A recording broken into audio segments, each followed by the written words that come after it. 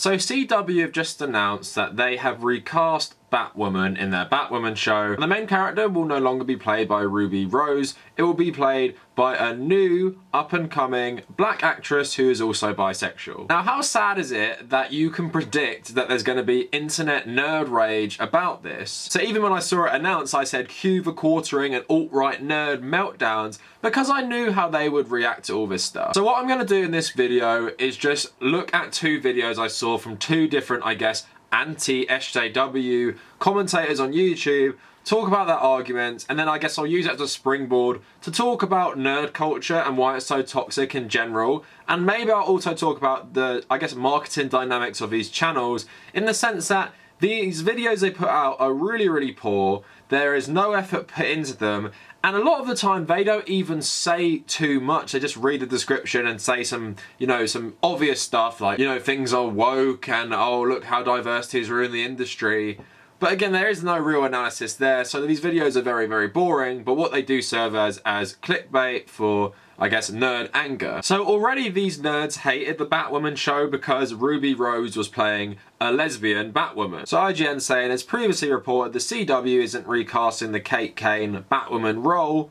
Instead, the new actress, Javicia Leslie, has been cast as a new character named Ryan Wilder, and they describe her as an out lesbian, athletic, raw, passionate, valuable, and very much not your stereotypical all-American hero. And also I find it funny, a lot of the times when these nerds talk about diversity, they're like, why don't you just make your own character? Why do you have to change, I don't know, James Bond to a black guy, or some sort of Marvel character to a black guy? And here they're, you know, making their own character as a black bisexual woman, so what is exactly the problem there? But of course, Quarter Pounder and his ilk were very, very outraged, or they were pretending to be outraged for clicks, so let's watch one video and talk about the ridiculousness of it. So, geeks and gamers, I have never come across this channel before, but let's see how he starts the video. Thank you, CW, thank you for doing what's right and standing against isms.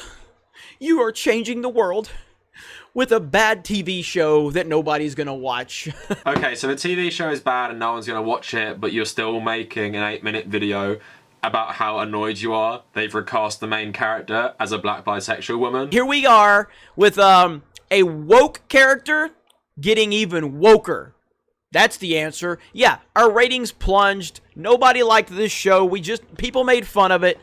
So what do? We make it even woker. Because the white liberals, the powerful white liberals, are here to tell you what you need, and they're here to use people's race and their gender and their sexual preferences to push a narrative. So again, it's stuff you have heard a million times. And this sort of content and this sort of guy on YouTube could be generated by an AI, because literally what he's saying has been around for like 7-8 years. It's nothing new and it's getting a bit tiresome at this point. And also, can I point out, these people claim to be, you know, anti-SJWs. They seem to be extremely sensitive about the most ridiculous shit. His argument is the white liberals who control television are trying to make Batwoman even more woke to push an agenda. You know, the scary agenda of a bisexual black woman playing Batwoman. How terrible that one of the hundreds of superheroes is played by a black bisexual woman. So outrageous, but you know, I'm not sensitive. I'm not a snowflake. There's a million problems in the world right now, but you know, this is what pisses me off. And I'm totally not racist or misogynist either. Welcome to 2020, this alternate effed up timeline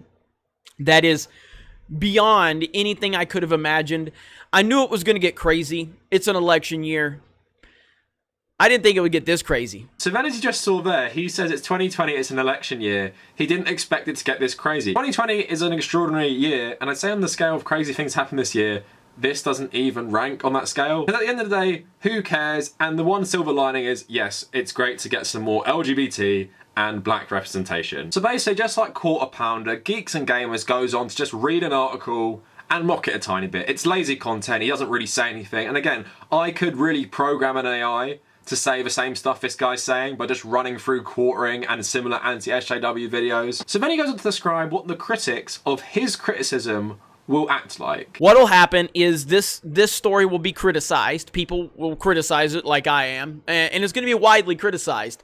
And the people that are out there cheering for it are the people that don't actually care about this stuff, but they do care about the identity politics built around the decision. So any criticism of this decision or this character of this show will be simply labeled an ist or an ism, and angry men in their basement, yada yada yada. We all know the song and dance. We all understand how it goes. It's funny he seems to understand the general criticism towards people like him, but again plays it off like he's not true. He's not very self-aware. What I see in front of me is an angry man in his basement, a man baby, and someone who is having a very harsh reaction just because Batwoman has been cast as a black bisexual person. Now, he's saying he'll be labelled an ist or an ism, but where does your anger for these things come from? It's not like you can describe yourself as an anti-racist or a feminist the way you're acting in this. Like I said, and like he sort of acknowledges, it's so predictable they're going to react this way. And what makes me laugh even more, the CW have done the exact thing these types of people often say would make them okay with diversity. They've made a new character. So just to finish on this video, basically goes on to say why people who are black or gay suddenly get roles now. It's not because they're talented, it's not because they deserve them, it's because Hollywood are doing token diversity just to appeal to white liberals. But at the end of the day, these characters are being used for their identity politics, or for identity politics based on their identity, sexual preference, and all that stuff. And again, we are in a time where talent doesn't matter, you know, interest doesn't matter, passion doesn't matter, qualifications don't matter. Are you the right race? Are you the right sexual preference? And are you the right gender? That's ultimately all this is about. So it's funny he goes on to say that the qualifications are you the right sexual preference, gender, and race? If you know anything about Hollywood entertainment, you could flip that around and say that primarily only white, straight people were cast in specific roles. If you didn't have the right political beliefs, you were often blacklisted. If you were a non-white person who spoke out of line, you were often blacklisted. And as Harvey Weinstein shows, he's a bit of a throwback to how Hollywood used to be run, that people in positions of power are largely white men, and they use their power to exploit people and make them do what they want. And of course, when you have people like this, the system they design is largely representative of them. So of course, Hollywood entertainment has largely been dominated by white men. And it says so much about people like this that they have this reaction to just a few, you know, major roles going to minorities. And this is despite living in a country like America, which is very, very diverse, has a significant non-white population, more so than a country like England and other countries in Europe. But just when a straight white man like this sees a black bisexual woman get a significant role, that really angers him. It's just so sad, and because they focus on such a minor issue, like a show no one even watches and no one really cares about, it just shows to me what they are. Because do non-racist and non-misogynist people really get riled up about stuff like this? And just like I said before, this guy's generic, trash videos.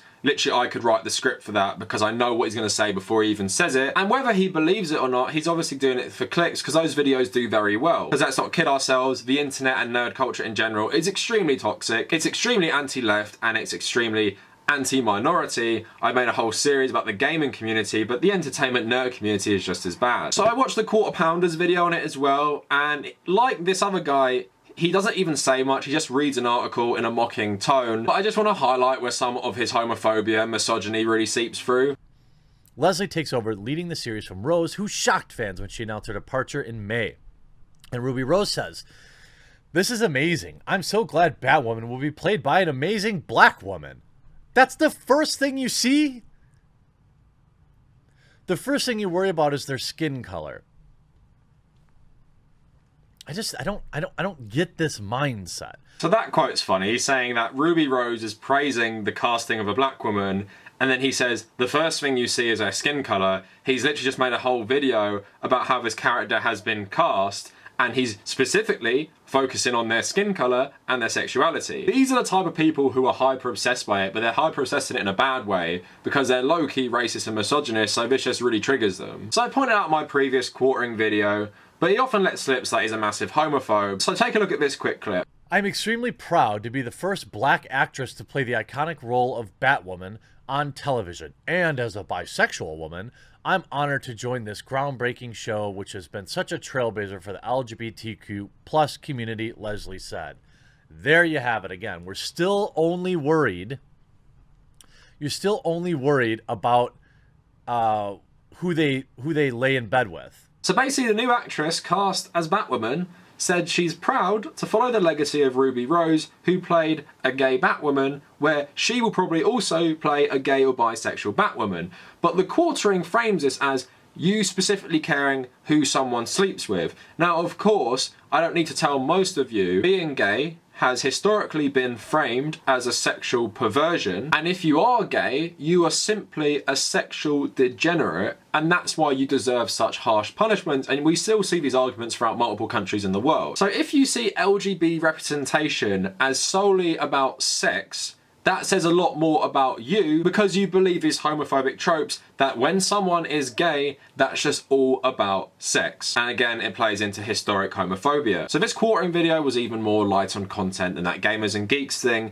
But again, like I was saying, I do think these people believe a lot of this stuff and they're anti-woke and they're anti-SJW, but of course it's also marketing. I don't know if they really have such a strong reaction. You know, I don't know them personally. I haven't followed their videos too much, but of course they know what the toxic nerds online want to watch, and they want to watch this. And I think the prominence of two YouTubes like this really shows you how bad it is. You know, you see Brie Larson starting out her YouTube channel, go see the comments, go see the dislikes, totally toxic. And who pushed an actual political agenda against her? It was these guys, because she said some stuff about white men. Why the alt-right are so prominent online is because people like this lead the charge against any sort of diversity, and they see it as some sort of agenda, some sort of cultural Marxism, where the woke left are seeking to undermine Western values and destroy Western culture to push diversity down your throats. And if you're someone like Jordan Peterson,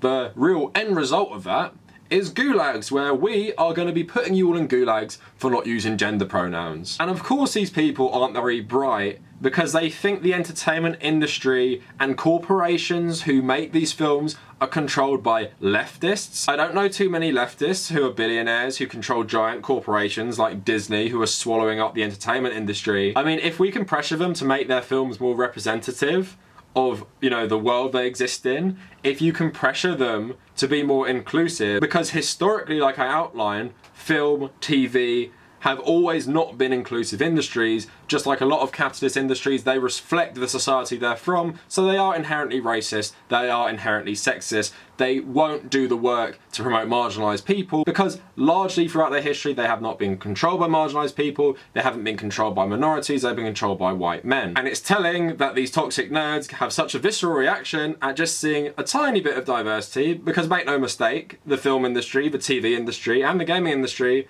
are still largely controlled by rich white men. So at this point it's just pretty boring. Aren't these guys meant to be the people who don't get offended about things when they seemingly get offended about literally everything? And it's just embarrassing at this point, two grown men freaking out about comic books and TV shows just because they cast someone who's from a minority. And these people don't like being called racists or misogynists, but just think about what type of person you have to be to make this video and speak the way they do. Anyway, let me know what you guys think in the comments. Please like the video, maybe subscribe to the channel. We are nearly on 10k and I'll be super happy to finally hit that milestone, so it would really help me out if you did that. Follow me on social media and feel free to message me if you want to talk about anything. So my main one is Twitter, so @TheCavernacle on Twitter, but also Facebook and Instagram.